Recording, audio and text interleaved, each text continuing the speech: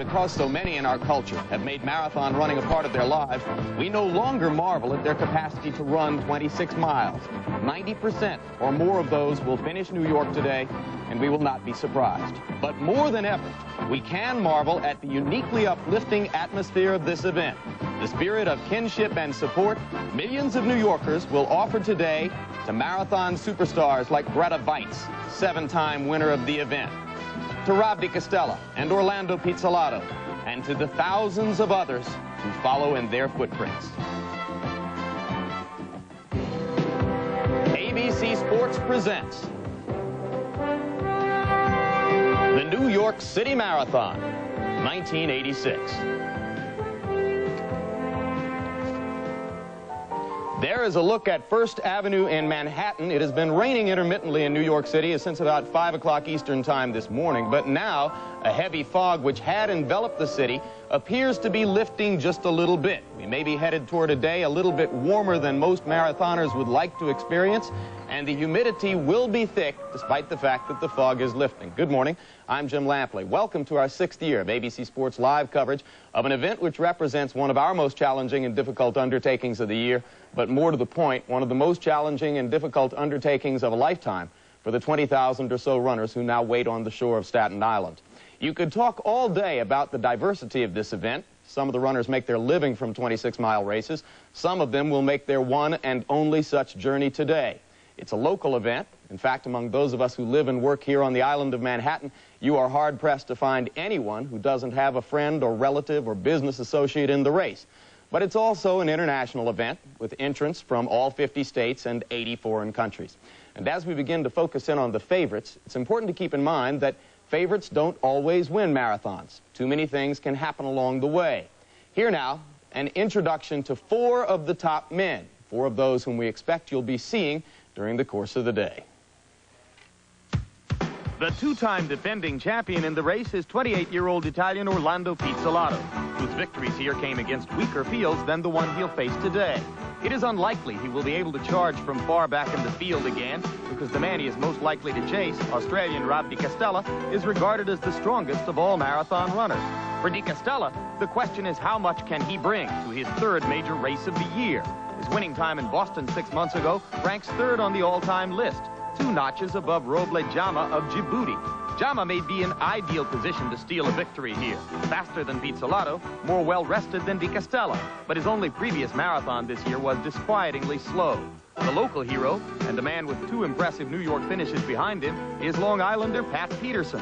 4th in 84, 3rd in 85, Peterson would like nothing better than to restore some of the lost American presence in big-time marathon running.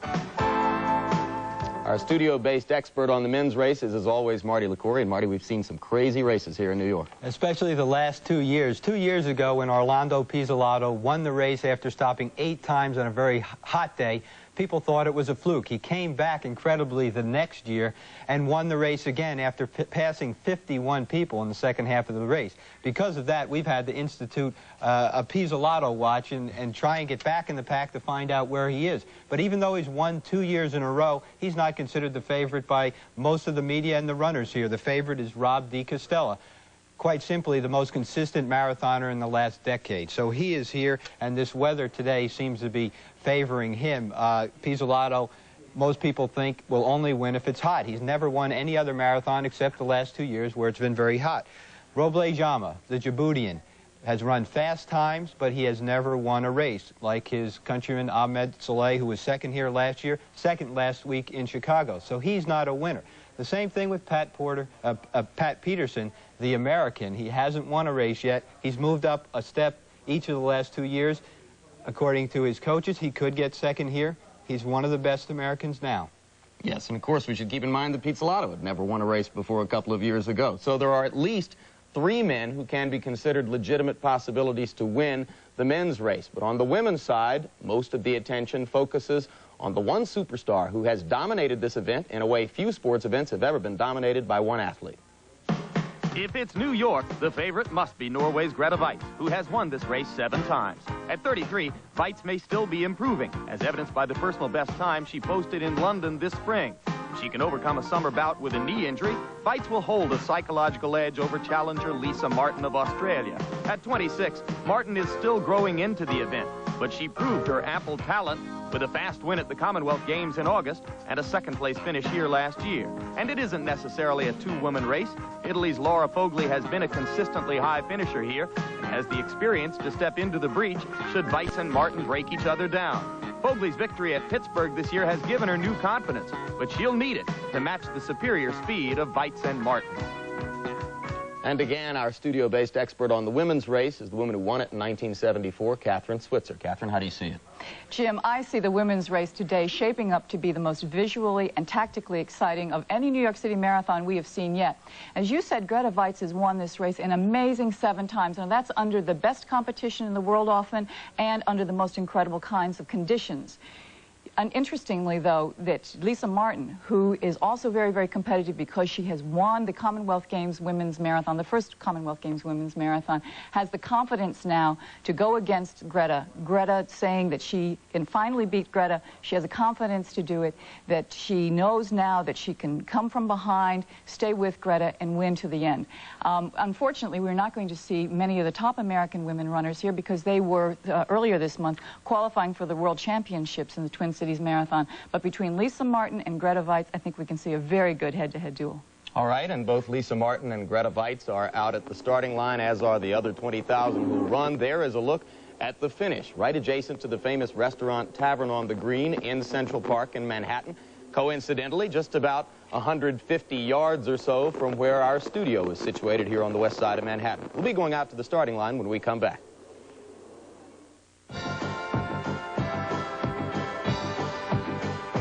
The 1986 New York City Marathon. This ABC Sports exclusive is brought to you by Mercedes-Benz, automotive sponsor of the New York City Marathon. By Bud Light, everything else is just a light. By The Equitable, your key to financial opportunity. And by Wheat Thins, something like a cracker, but more like a snack.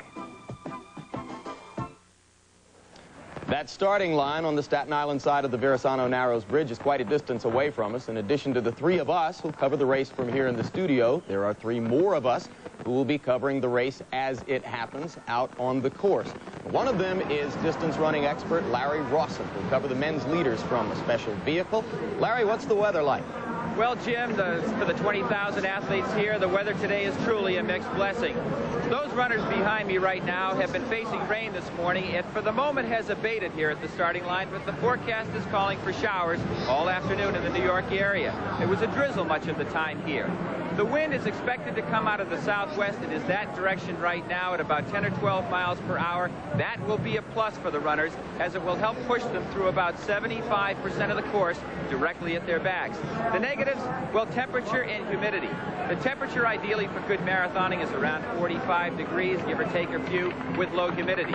Right now the temperature is right around 60 degrees, and the humidity a very high 95%, which will help cause loss of a lot of body fluid for these top runners. All in all, a bit of a negative here today. For more flavor here of what's going on at the start, let's go to my colleague, Lynn Swan. Thank you, Larry. This is my first marathon, so I came out early and mingled with the runners in the holding area. And it was very much like the first day of school. The new runners were much like the freshmen. Excited, glad to be here, but not fully understanding all that's expected of them and all that will happen to them this afternoon. The rest of the runners, like the middle and upperclassmen, a better understanding of what's going to happen, more prepared to finish out this race, mingling with people they've met in marathons in the past. Then I walked into the elite holding area where those people who are here to win the marathon were waiting. And there it was much like the Super Bowl. They were gathering their strength, concentrating, thinking, knowing full well what's expected of them by the public and by themselves. It should be a tremendous race. Covering the women in this race, my friend and colleague, Diana Nyad, who has covered 5 marathons in the past. Diana? Thank you, Len. The focus most definitely among the women is Grete Weitz. Kathrine has set the stage for you somewhat. If she can pull it off, this will be her 8th victory here in New York, but for the first time she's got pressure. Not only pressure in the name of Lisa Martin, that tough little Australian, but in the name of injuries. For the first time ever coming into New York, Grete has spent 6 weeks off her legs completely this summer. It's a tremendous amount of a time for any runner. She says she's not worried, but this is what she had to say about her hamstring and her knee. Right now, I have no problems at all, but the knee injury I got came after a hamstring injury. Early summer, I had a hamstring injury and took 3 weeks off, started training again. I was in St. Moritz running in altitude, but I was too eager, did too much too soon, as many other runners do, and ended up with a knee problem. And the knee problem put me off for another 3 weeks. I couldn't run a step, but I kept my condition on a stationary bike, so I didn't lose so much, I hope. And don't forget that sometimes after a series of injuries, it can work towards your benefit because you're sitting around, you're antsy, your motivation builds back up, and it could be that Greta is very much ready. And I'll tell you something, she better be. This Lisa Martin says she's unafraid. She says she's learned from her mistakes last year when Greta dropped her cold at the 11-mile mark. She says she's going to stick to her like glue. And we talked to her earlier about her strategy. This is what the Australian Lisa Martin had to say. Greta is so competitive. I think we'll take the weather into account a little bit. If it's very hot, it would be slower at the start, but I don't think that that will be the case. I have a feeling that she'll try and destroy me as much as she can in the first half, which she did very successfully last year, and boy, did it hurt. I think I'm fitter than I was last year. I think that what I hope is that whatever Greta can do in the first half, that I can match her and that it will hurt her as much as it will hurt me. So basically, I want to keep her in my sights and just key off of her. Well, right now she has every opportunity to keep Greta in her sights. They are all in the same place, and if you've ever tried to get around New York City, you know that it is no small accomplishment just to get from Manhattan out to the Staten Island side of the Verrazano Narrows Bridge. They didn't just materialize there. Here's what's happened within the past 24 hours. Many of the runners went to the annual pasta party last night, which has now become a race-associated tradition. 2 tons of pasta consumed by runners, some of whom have a heritage which virtually dictates that they eat the stuff, and probably quite frequently, some of whom probably eat it mostly for the process of preparing for a race like this. Then at 5:30 this morning, most of the runners gathered to board buses in front of the New York City Public Library at 42nd Street that many of you have probably seen on your visits to New York. That's the one with the lions out in front of it. And then they rode all the way out to Staten Island on those buses, a time to contemplate what was coming next, a time perhaps to share old times with friends and acquaintances whom they might have met on previous marathon runs. Once they arrived there, there were still several hours to go before the start, which is upcoming. And there's a staging area at the U.S. Army post of Fort Wadsworth, where runners get a chance to drink a cup of coffee, eat a donut or two, do some last-minute stretching and calisthenics, listen to music, and generally try to prepare themselves for what is going to be a very special day in all of their lives, from the fastest right down to the slowest. He'll wake up as we've got the start coming up in just about 4 or 5 minutes. And we'll be coming back to show you that start, one of the most inspiring sights, I think, in all of sports, right after these commercial messages. Well, once again, there is the sight, and I may have been a little bit premature in saying that the fog was lifting, though, of course, that shot is from a long distance and may tend to make the fog look a little thicker than it really is in the eyes of the runners as they mass there at the start. This is quite a nervous time for 20,000 people. Marty Liquori, I know that you ran the race once, and as we look at today's weather, with once again the temperature at 60, the humidity at 90%, and scattered showers forecast for throughout the day, what were these last couple of minutes like for you? Well, strangely enough, unless you're an elite runner, you're not thinking about the race. You're thinking about not getting stepped on, and the fact that for many of these people coming from all around the world, and even some of the Americans, they've never been in a crowd like this before. It's a little scary, and as soon as the gun goes off, you feel the ground start shaking. And really, you're thinking about survival, not going down, which is why it's great that the women start over on their own side of the bridge where there are no elite men to get in their way and knock them down. Speaking of elite women, there she is, Greta Weitz. She always has a semi-taciturn look on her face at this point, Catherine. Well, you know, Jim, I've wondered about that myself. You wonder why you're so nervous before the start of the race, and that's for 2 reasons. One, there's this tremendous fear of the unknown. Something unknown may happen in the race. And the second is that the knowledge that at some point in the race there's going to be some pain, and that you have got to run through the pain. Here's the prize money, Jim. That's what makes the pain worth it for the elite runners. As you can see, the winners receive $25,000 apiece, and then there's a scale going down to $1,000 for 12th place, and there also is a Mercedes-Benz automobile thrown into the deal for the winner, as Mercedes is one of the big sponsors of the race here, among several others. That occasioned a little bit of a controversy early this week, which we'll talk about later on. There is a look at how the field has grown over the years. Hard to believe, just 16 years ago, 127 people ran in the race when it was entirely held in Central Park. It wasn't until 1976 that it was moved out of the park and into the 5 boroughs, or 1977, I should say. And there they are, as once again they wait for the start of the race, which is coming in just about 1 minute from now. Ever since 1977, the mayor of New York has been the official starter of the race, and most of you, I'm sure, have seen him. His name is Ed Koch, last visible in the dugout of the New York Mets Monday night, as they won the 7th game of the World Series. That cannon, provided by the U.S. Army and Fort Hamilton, is the official starting instrument, and there they go. Starting on both sides of the bridge, there's a slight stagger to account for the fact that the two sides are slightly different in length. They now run 1 mile directly up a fairly steep grade for marathon running and then down the other side. And at this point, Marty, I don't guess they really feel the hill because the exhilaration of finally being underway is so palpable. No, there's a tremendous amount of adrenaline flowing, and most of the runners, if you ask them after the race, won't realize that this was the toughest mile in the entire race. The first mile is usually the slowest and the toughest, but they don't feel it. We used the figure roughly 20,000. There were more than 20,000 entry bibs given out. Inevitably, there are some who do not make it to the starting line in Staten Island, some who collect the bibs just to be able to show them to their children or grandchildren and say that they were, in fact, entrants in the New York City Marathon, some who may have injured themselves in last-minute training for the event. There are a lot who are inexperienced and don't know precisely how to prepare for a marathon race. One of the most remarkable statistics, though, I think, which bears repeating, is that as you look at them, we can speculate with some certainty that more than 90% of those people are going to finish the 26-mile, 385-yard run today. And yet, Jim, you know, 26 miles, 385 yards is still a very, very great distance. Here we are looking at the top women's field. Grete Waitz already has decided to play off in the lead.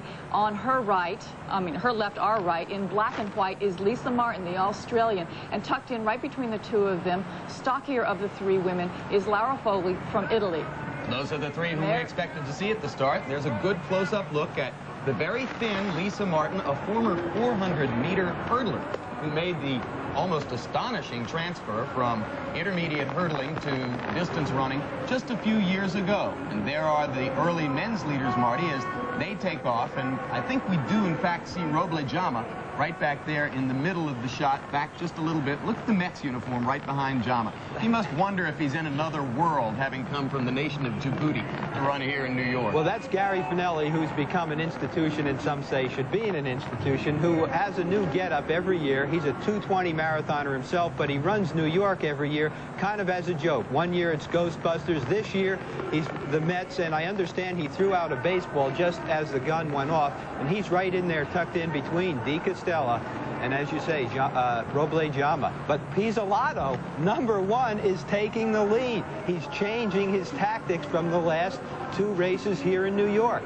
Well, there's the upset of the day so far, as the noted Silky Sullivan of marathon running, Orlando Pizzolato, has gone to the front right next to Luis Ostalazaga, who is the early leader, number 62. You saw De Castella wearing bib #1 directly next to Gary Finelli, who couldn't have positioned himself better for the camera between De Castella and Roble Jama. And this sight needs no words.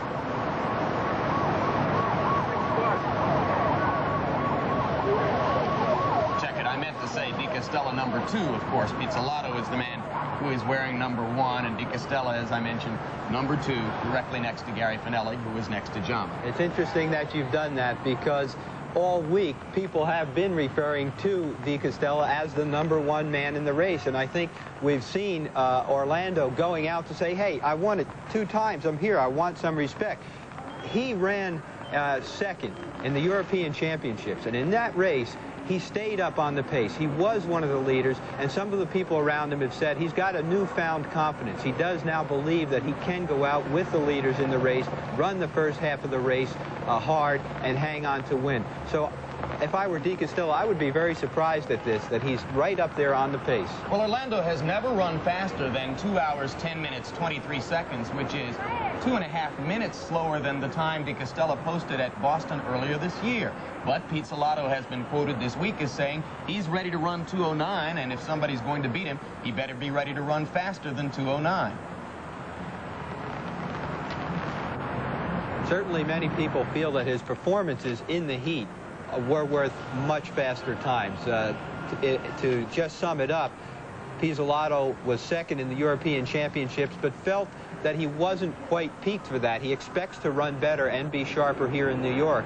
In the other case of De Castella, he ran very well in Boston, won that, and then won fairly easy in the Commonwealth Games August 1st, and he feels he may be on a little bit of a downward slide, but he thinks it's enough to win here. I have a little bit of humor about Pete Salato. You know, he said that he was trailing, as we all know. Of course, he was trailing last year in Brooklyn through the Italian section, and all the Italian people said, Orlando, get up in the front. We want you to win. And, of course, he came from behind. Well, Orlando Pete Salato, as you mentioned, Marty, led for part of the time at the European Championships in Stuttgart, West Germany. And earlier we asked him how that experience was for him. He was comfortable because when he was in front, I was sure he's feeling strong, and that was great. It was a new experience because usually I was on the pack, on the back of the pack, but it's two different ways to run. Depends about other runner, about other marathon runner, but I was very good. I feeling very comfortable in front because it's different. You are there to lead the race, and is a great motivation. The early leaders, De Castella looking to his right, checking out the view of Brooklyn from there. Number 34 is Gerhard Hartmann of Austria, a 2:12 marathoner coming in. Number 10, just behind Pete Salato, Johnny Poli, his countryman from Italy. But at the moment, Pete Salato and De Castella are where we might have expected them to be about 10 or 12 miles from now for sure, leading the New York City Marathon men's race, while Grete Waitz and Lisa Martin lead the women. We'll be back. As the marathon begins, entrants have their hearts set on Central Park, but their feet in Staten Island. The Verrazano Narrows Bridge is more than 2 miles long, so most will have burned off their initial euphoria by the time they reach 4th Avenue in Brooklyn, the longest single stretch of thoroughfare on the course. It was here in 1984 that Grete Waitz visibly fought off digestive problems on her way to victory number 6. Here in 1982, our viewers first met cerebral palsy victim Linda Down and the story of her annual marathon triumph. By the time the course crosses the Pulaski Bridge into Queens, half a marathon is done. Queens revealed an unknown Italian named Orlando Pete Salato in 1984, but a little more than an hour later, we knew a lot more about him. And the drama heightens as the leaders cross the 59th Street Bridge into Manhattan, which is what most of us identify as New York. 3 years ago, Great Britain's Jeff Smith took the lead from an African runner named Gadamis Shahanga here, only to lose it to Rod Dixon 11 miles later. But imagine the exhilaration Smith felt in his very first marathon as he led the field onto First Avenue, where hundreds of thousands of New Yorkers line up on the sidewalks in front of restaurants and singles bars and reach out to touch their heroes for the day, physically and emotionally. Last year, the massive crowds may have spurred an African named Ahmed Saleh into too fast a pace. He left his best on Manhattan's east side and began to slow down visibly in the relatively empty streets of the South Bronx. From the Bronx, it is back into Manhattan, and the race's final chapters are written in the second largest urban public park in the world. In the footsteps approaching the finish on the park's southwest corner, Rod Dixon vanquished Jeff Smith in one of several dramatic duels.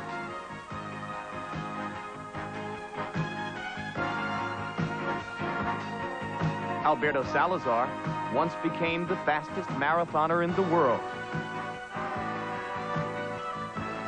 A Norwegian girl named Greta became an honorary New Yorker. And thousands of men and women, from athletically elite to partially disabled, have found here their holy grail.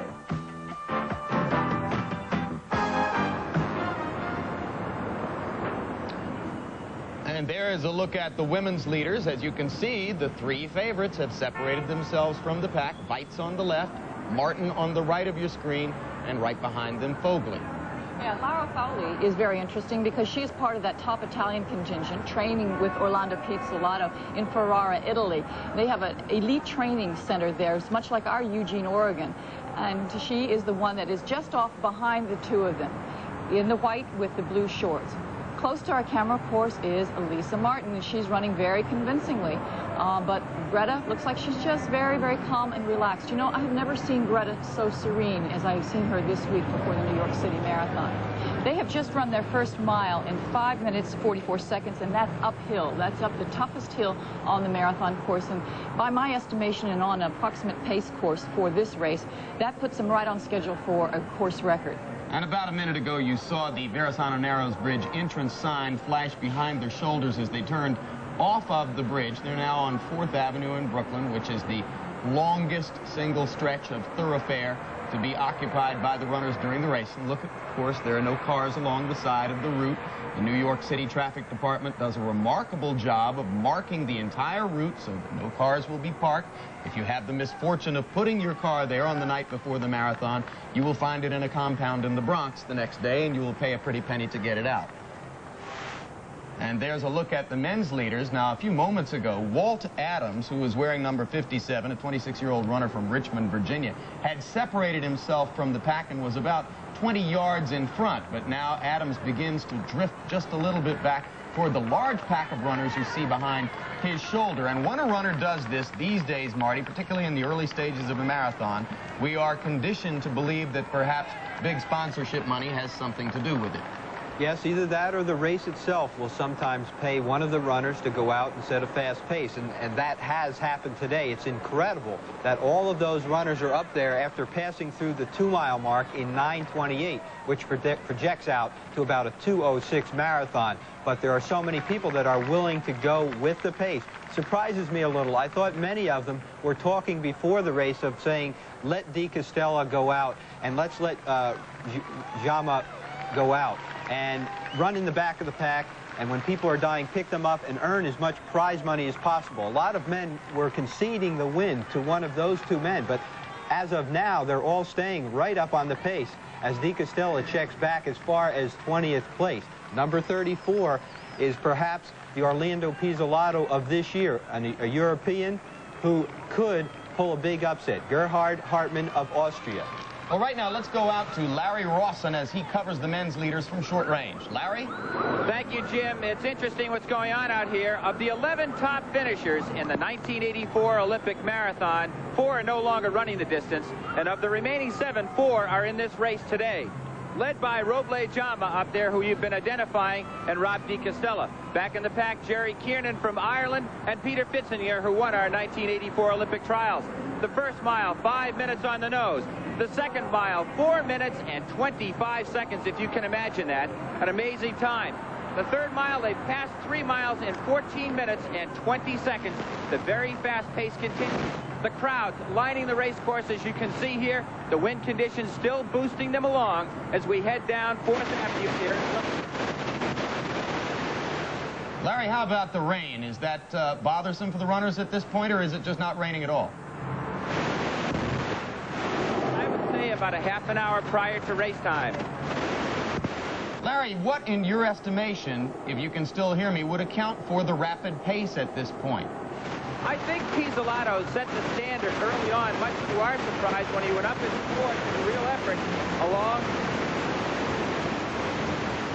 All right, well, we appear to be having just a little bit of transmission difficulty, which is not all that surprising because Larry is quite a distance away in that sidecar as they run now through the Sunset Park section of Brooklyn, mile 4 on the 26-mile 5-borough course. They stay in Brooklyn for just about the first 13 miles, and we'll be with them there when we come back.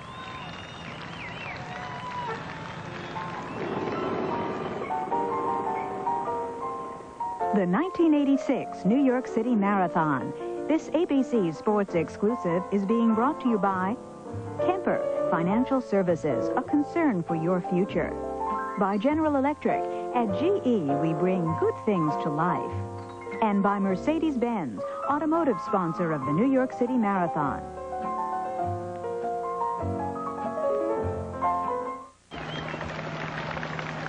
An aerial look at 4th Avenue in Brooklyn. The runners in the Sunset Park section of Brooklyn, now mostly Hispanic, and entering a section of Brooklyn where an important part of the Battle of Long Island took place in 1776, a battle which introduced to the rebel forces at that time a general named George Washington.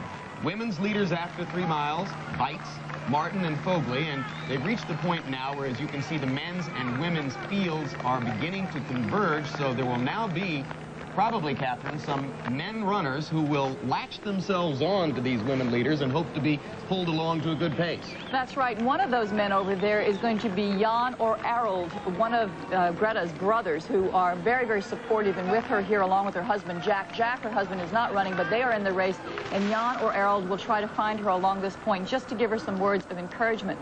It's important to note that there are no men allowed under about 3 hours or 3:30 on the women's side for 8 miles because they're trying to keep away very much from this issue of pacing so that the women have to run the race all by themselves. That's a crucial issue in international competition right now and a very controversial one. You can see, incidentally, that Vites and Martin are both very fluid runners. Lisa a little bit more bent forward at the waist.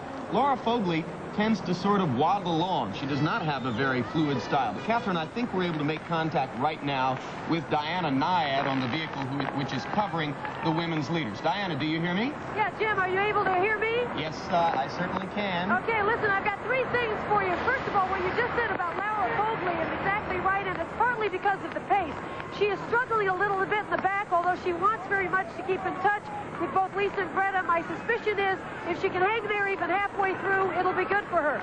Now take a look, if you can, at Lisa Martin. Her head is cocked slightly to the left, and I'm telling you that for the first 3.5 miles now, she has not once glanced, I mean not even a glance towards Greta.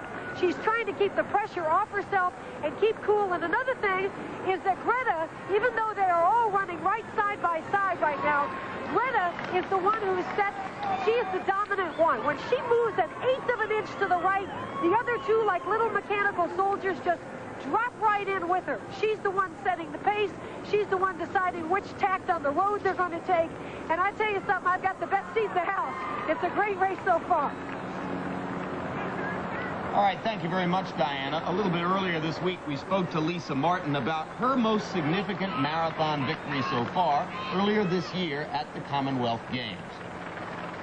The Commonwealth Games, it was one of the most unique marathons that I've ever run in because it was an all-women's field and there were only 12 women in that race. And I won it, I ran 2:26, and I ran it virtually alone.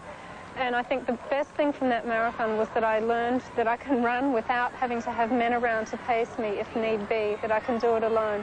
After that race, I had 3 months up until New York, so I went back to Phoenix. It was too hot, so I left for Oregon. And I basically did the same sort of training that I'd been doing before Commonwealth Games. I didn't have time to try anything new, so I just kept up with my track workouts, with doing long runs, and I've had an injury-free, illness-free run into New York. Couple of quick points. You saw the wooden sawhorse barriers, which still separate the men from the women. Technically, they do not really merge until the 8-mile mark, though now there is nothing more really than a psychological barrier between them. There's Gary Finelli, who has the Met uniform on, a fielder's glove in her left hand, a ball being tossed in the air. It's not a Norwegian sport, Catherine. What do you suppose Greta thinks of that? Well, you know, Greta is obviously not paying too much attention to it, but it is sort of the ridiculous to the sublime. We have to realize that these women are running a 2:25:30 pace, which would be a course record here. And also the fact that, you know, Gary himself is running that fast, and he's playing around. It's really quite amazing that he can do that. Well, Gary's no slouch as a marathoner. And Diana made an interesting point about Lisa Martin not looking at Greta Vites. I suspect it might be intimidating to watch her face, which is so serene during most parts of the race. There again, Marty Liquori, the still rather large men's lead pack. strangely, because by 4 miles now, which they've passed, many of these runners should have waken up to the fact that they're running way over their head, but no one is cutting back. There's a big group there. Walt Adams, one of the early leaders, Paul Ballinger of New Zealand, Bill Reifsnyder, number 54, who led the race last year for the first 10 miles. Gerhard Hartmann, number 34 from Australia, who is rumored to be ready to make a large breakthrough. He's run 2:12. Ibrahim Hussein, 28-year-old from Kenya, number 30, is right up there. Frank Shorter was up there for the first 3 miles, number 15. Gianni Poli, number 10 from Italy. He is the Italian record holder. Pizzolato is the 3rd fastest Italian man. And then you've got Pizzolato and Di Castella right in there. Can't find Frank Shorter in the pack. That's certainly a big surprise that Frank would have been in the lead pack at this point. It brings back a lot of memories, doesn't it? I'm sure there were a lot of people surprised to see that and cheering him along the way. There he is. He's got a white shirt on the right, just over the shoulder of number 1, Pizzolato. Frank's there, white top with a little red stripe through it, and it must be deja vu for him. Remember 1972 in Munich? Frank Shorter won the Olympic marathon. Number 17 today, next to Gerhard Hartmann. Yeah, that's Hartmann, who has fixed himself, it appears, for the moment on Pizzolato's left shoulder. And then right next to Frank Shorter is number 70, I believe. And we'll check quickly to see who that is. That looks like El Mustafa Nefkidaki of Villa Pinignano, Italy. Roble Jama of Djibouti, excuse me, is wearing bib number 3. And for the moment, we have not been able to locate Jama within the pack. So we look for bib number 3. Would that be Jama moving up on the outside? No, now we're told that he is 150 yards behind the leaders. So perhaps Jama has sensed before the others that this pace is too fast. And back there with Jama, I'm now told, is Pat Peterson. Well, 2 things could be inferred from them, and one is that Pat Peterson is the only native New Yorker in the front of the pack, and the Africans usually go to somebody in the race who they feel knows the course the best. So who would know the course better than Pat Peterson? So he is hanging on him. But you remember in the opening I said the Africans don't seem to be winners yet, and that's why. They try to run someone else's pace, use someone else's knowledge, and they come up 2nd and 3rd. They don't win. To win, you have to be bold, and right now there are about 13 people in the first pack who are bold, 11 of them who are fools. Larry Rawson, you see anybody who's ready to crack and prove that he's a fool? I don't, Jim, not yet. However, I'll add one interesting name. I don't think it's been brought up yet, who's up in the lead and should be at the far left hand as you look at it on your home set with the leaders, and that's the legendary Philbert Bailly, who made his reputation as a great miler and has been living in the United States and Oklahoma. He's on the he is far wearing left. a white top and red shorts, and I'm actually behind him at the moment. That's correct. There is Philbert Bailly from Tanzania, and silver medalist 1980 at the steeplechase distance, wearing number 87. Ibrahim Hussein. Everybody's comfortable. This is early in the race. The monitoring on the part of the athletes will begin shortly, where they'll listen for each other's breathing, watch for the arm action, kind of start to observe who's feeling good and who's not. The pace has been very strong.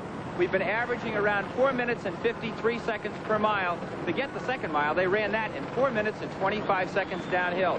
The crowd is getting revved up here, and again, I think it's a fine scene coming through Brooklyn. I'm surprised at the number of people, Marty and Jim, up in the lead pack. All right, thanks, Larry, and indeed a good call on the legendary Philbert Bailly, once the world record holder in the 1,500-meter run. Who can forget his duels with John Walker of New Zealand? I saw him. I couldn't recognize him from the front. Like Larry, I only recognize him from behind. That is the case with most middle-distance runners. Meanwhile, an aerial shot, again, of 4th Avenue in Brooklyn, the street on which the runners spend by far the longest time on any one thoroughfare during the course of the race. As we go back now to the women's leaders, you're going to be looking from the side, or check it. Those are the men's leaders. As we look now at the women's leaders, looking from the side at Greta Weitz, Laura Fogley, who's now moved just ahead of Lisa Martin, and 3rd place. This is an interesting race now, Jim, because you can see clearly that Greta is calm and totally in control. Lara Folli from Italy, the Italian national champion, in my estimation, is running way over her head in this race. She's 2 or 3 minutes under her best time already in terms of her course records. And also, she has a bad Achilles tendon. She's going to be having sort of a bursitis type of surgery after this race in Los Angeles. Lisa Martin on the right in the black and white, clearly working very hard. She's running a pace here that is her best time. So it's going to be a big effort for her, and she thought it would be. And there are the men's leaders. For the moment, Pizzolatto has put his bib back in front. That is Pizzolatto number 1. It's hard to make out the bib number beside him, but I think it might be, yes it is, number 30, Ibrahim Hussein, 28 years old, from Kenya, who ran a personal best of 2:12.08 in Honolulu. And he had an interesting quote earlier this week. Peterson, before we get to that quote, Marty, which is not necessarily from him, but from Henry Rono, I should say. Peterson, it looks like such difficulty for him to make his way along. Number 14, the New Yorker, who has been 3rd and 4th in the past 2 years. And they're in a secondary pack back there. And there, for the first time, you can see number 3, Roble Jama of Djibouti, who is the man with his bib in front of that pack. Well, perhaps already we know that his 2:14 marathon in Paris was not indicative of a man who was training through the race, but perhaps he's not in the shape that he was in prior years. They're back past 130th place, so they're having a big problem right now. And there again is a look at the 3 women's leaders. Unofficial time to this point as the clock runs, 33.5 minutes. Diana Nyad, your impressions at this moment? Yeah, Jim, a couple of things. Lisa Martin has stopped twice now for water. As a matter of fact, the last time she stopped, she took a couple of steps back off Greta because she took great trouble getting the top off the bottle and make sure she drank quite extensively. The other thing is, this might be a nice time to get a shot of Lisa Martin's upper leg. The whole area, the long-distance runner, as a general rule, is very, very slim, not very developed buttocks. But Lisa Martin, that is the look of a hurdler, an ex-hurdler, and a sprinter. You can see the very heavy development there. And I guarantee you, if she comes down to just 400 yards to go in this race, she's going to have the sprinting body to get through that 400 yards. One last thing, the pack of men that you see on the other side of the road, which does include Grete Waitz' brother, they are constantly looking over at the women as if this is the most special thing in the world for them to be running this fast a pace with the best marathon runners in the world for the women. All right, thank you very much, Diana. And there a shot from overhead of the 3 women who have separated themselves rather dramatically at this early point from the rest of the women in the race. There again, the pack of men's leaders with now Hussein holding himself in front. And there's a good look at Rob Di Castella. A little bit earlier, I asked Rob Di Castella, who is a great veteran and has thought this event out to the limit, what is the physical and mental effort necessary to run a great race? What is required of you is twofold. One is to be conditioned, to be in great physical and mental condition. And this comes through one's training. You know, training is not only getting yourself physically fit, you know, going out there and running 120 miles a week. Sure, it gets your legs and your muscles and your heart and everything into good shape, but it's a mental discipline. You know, you're out there twice a day doing, you know, 3 or 4 high-quality sessions a week where you have to, you know, go out there and really, you know, hammer yourself. And that requires an enormous mental commitment. And that, you know, I think develops this mental strength that you therefore use, or you're therefore in a position to use in a race situation. But you can't use it if you're a little bit tired or jaded. And, you know, you have to be sort of like a newly cut diamond. You just have to be crystal clear and sparkling. And if you are a little bit jaded and tired, you lose that little bit of sparkle and zap that you really need to get that inspired performance out. Marty, let's talk about Di Castella for a second. He was favored to win the 1984 Olympic Marathon in Los Angeles, had occupied the role of favorite for more than a year going into that race. Startlingly to most, he did not get a medal in the Olympics. Followed that with 3rd places at Chicago in each of the past 2 years. This year, he appears to be back in form as the #1 marathon runner in the world. Do you think it took him that long to regain lost confidence after the Olympics? Certainly his confidence is down, but Deke is the kind of guy that goes out every day and has been for 15 years, puts in hard work all the time, and he never gets injured. He never gets excited. So it's kind of just a matter of time before he gets back to the top. In the Olympics, anything can happen. It was a hot day. He had a bad race. But as I said earlier, over the past 10 years, he has been one of the top 3 at all times in the world, and right now is the top runner in the world. If I were him, I would be wondering what's happening out there today. Strangely enough, there's a whole group of African runners. Filbert Bayi on the left there, just looking around.